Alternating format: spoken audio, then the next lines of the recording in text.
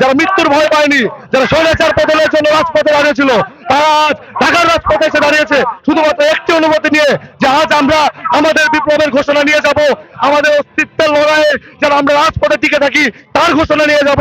শুধু আমাদের আন্দোলনের এই ঘোষণাপত্র নেওয়ার জন্য, আমাদের আন্দোলনের একটা অস্তিত্ব নেওয়ার জন্য।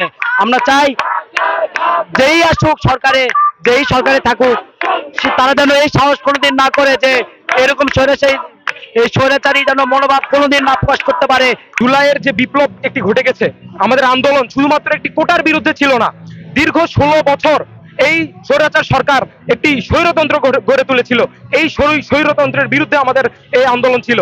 আমরা আজকে এখানে উপস্থিত হয়েছি যে এই স্বৈরাচারী ফ্যাসিস্ট হাসিনা যেই স্বৈরতন্ত্র গঠন করেছিল সেটির বিরুদ্ধে আমরা যে বিপ্লব গড়ে তুলেছিলাম সেটি টিকিয়ে রাখার জন্য।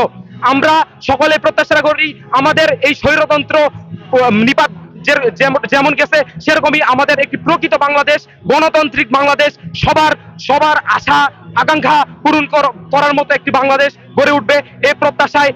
এটির একটি অবকাঠামো আমরা প্রকাশ করার জন্য আজকে উপস্থিত হয়েছি।